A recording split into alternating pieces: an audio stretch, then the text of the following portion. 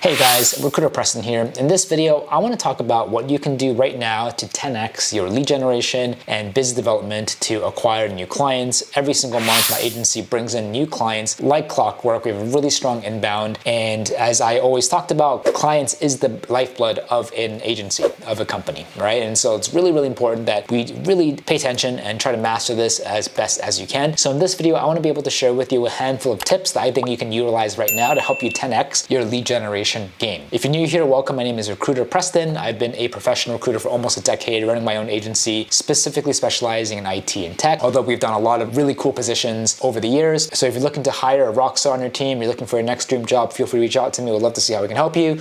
But let's go back to this video. So tip number one is make sure that you're reaching out to the right people at a company. So at a company, whether it's large or small, like a startup, there's so many people. There's so many different types of people you can reach out to. So let's say that your market is a software engineer. Are you reaching out to current software engineers? Are you reaching out to managers? Are you reaching out to directors? Are you reaching out to co-founders, head of departments, HR, and TA? The biggest advice here is you want to be able to reach out to people that really have the authority, the decision-making authority to be like, hey, I want to hear you out and I have the authority to pull the trigger, being able to get your agreement and signing it instead of having to report to somebody, right? So typically it could be maybe the head of HR, the head of TA, it could also be head of departments, maybe the founder, maybe all of the above. But if you're reaching out to like senior engineers or engineers, even maybe managers, who has a manager, who has a manager, who has a manager, you might be maybe shooting too low, right? Typically those people do not have the authority. They're probably gonna have to go back and check with their manager, who might have to check with their manager on whether they can work with you as an agency. Better to just stop wasting time and go directly straight for the jugular, straight for the source on those that can actually have the authority to pull the trigger if they need help with recruiting. So I think that one of the biggest mistakes I see is that people are just reaching out to the wrong people,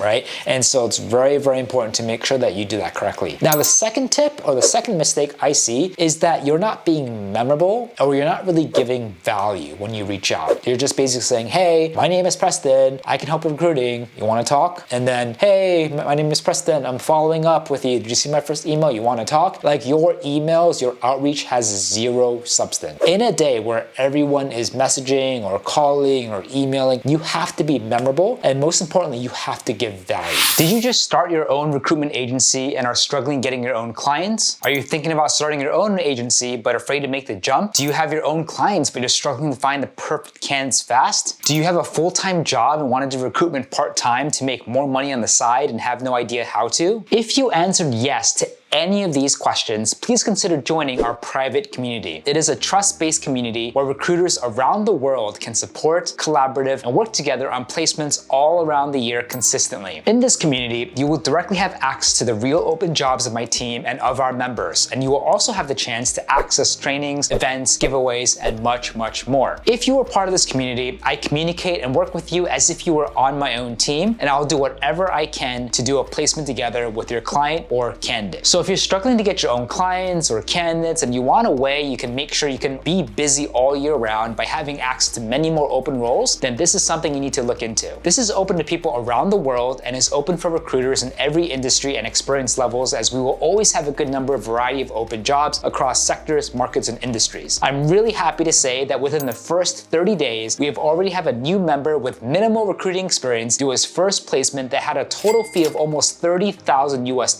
and we are working hard to do many, many more this year. If you are interested and excited, there are only a limited number of spots open, so make sure you sign up quick at patreon.com/recruiterpreston. If you have any questions, please reach out to me on LinkedIn, Instagram, or Discord. We can set up a time to chat. See you on the other side. So in a day where everyone is messaging or calling or emailing, you have to be memorable, and most importantly, you have to give value, right? Whether it's personalizing it creatively, whether it's talking about a recent kind of news that happened at their current employer or their current company, something about their personal background, or anything specific that makes your agency different, right? Or maybe it's a candidate you want to present to them. Like your outreach has to have substance, okay? It has to have a substance, almost a servant kind of mindset. It's like, how I'm here to serve you, I'm here to give value to you, instead of, hey, My name is Preston and I want to take from you. So in this day and age where, attention is everything, you want to be able to give value and show them how you can actually help them. Another great way to do that is talk about some of the most common pain points that they're addressing and how can you solve them, right? You got to be creative here and use a lot of different options. Whether it's like presenting a really good candidate you think would be a perfect fit, solving a pain point, maybe really focusing on how you're different, your unique kind of competitive advantage, a combination of above, some relevant news or something about their personal experience or the company's history, or an article that really piqued your interest that you can kind of personalize into a really great curated piece of outreach. Point here is that you can be creative. You can think outside the box. It has to be memorable and has to have a lasting impact. And if all you're doing is just sending out these emails and just asking to give and take, you're not going to get a response, because that's what everyone's doing. The people that are able to get responses consistently are those that are able to really show 100%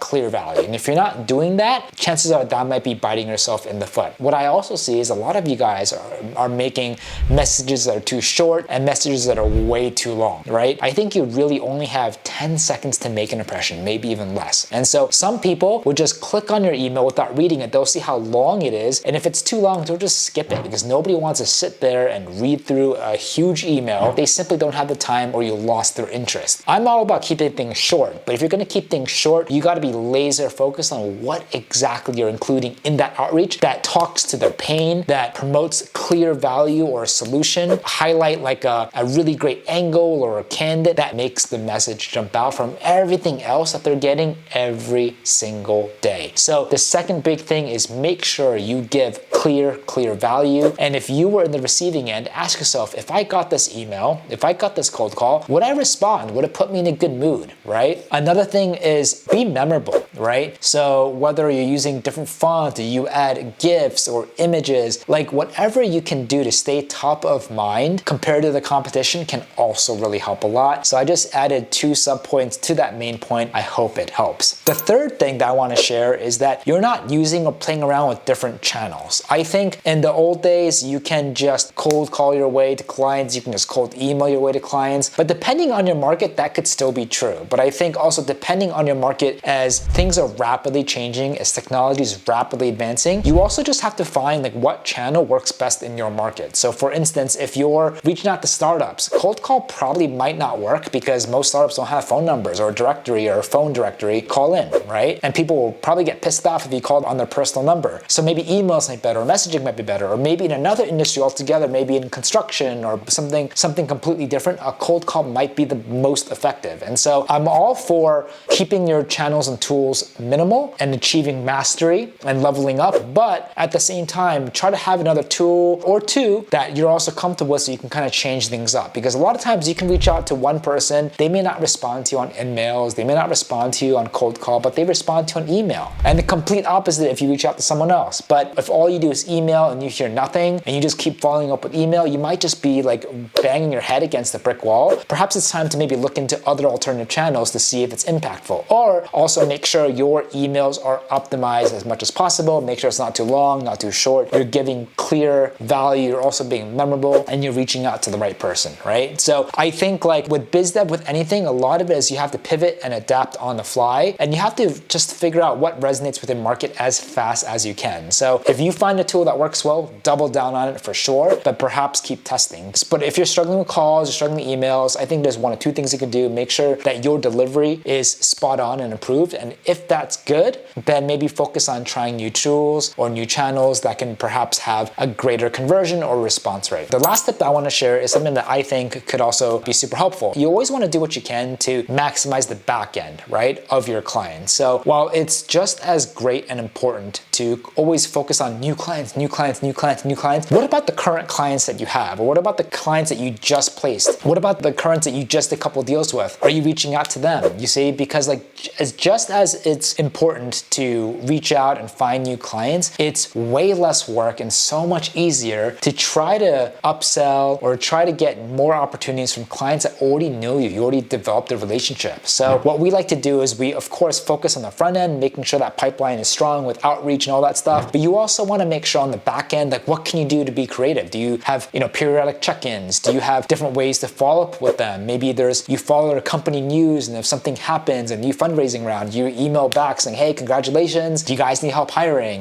Or maybe, you ask for intros, you ask for referrals. Maybe you incentivize them saying, hey, if you're able to introduce me to a couple people, or if we do a deal, I'm able to give something to you, or we're able to lower the fee for your next hire if we kind of re-engage in the future. Like, you name it, be creative here, right? It's so easy just to focus on one side when you're like, you know what, wow, I've done all this work to bring this person in. Try to expand the lifetime value of this one client, or try to expand or create as many opportunities as you can with this one client, because if this client's not hiring anymore, perhaps they might know someone else who might be hiring, perhaps they know someone else who might know someone else who might be hiring or scaling, right? It's all word of mouth, and it's all about, like, it's not who you know, it's also who they know, and do whatever you can to get into that first degree, second degree, third degree, and just systematize it as much as possible, right? And you want to make sure both efforts on the back end and front end are just running very, very smooth, so that it turns into just every single month with great leads and new clients coming in who want to work for you. So I hope that this helps, and I hope you enjoyed this video. And if you want to see more videos on client acquisition, make sure you comment down below. We'd love to talk about it. It's something that I really enjoy, and we're constantly testing and creative, always to see like what works and what doesn't work. And yeah, hope you run with it and share with me some of the best things that you learned from this, or what you're doing right now, as I would love to equally hear from you as well. So thank you so much again for your time, and looking forward to seeing you on the next one.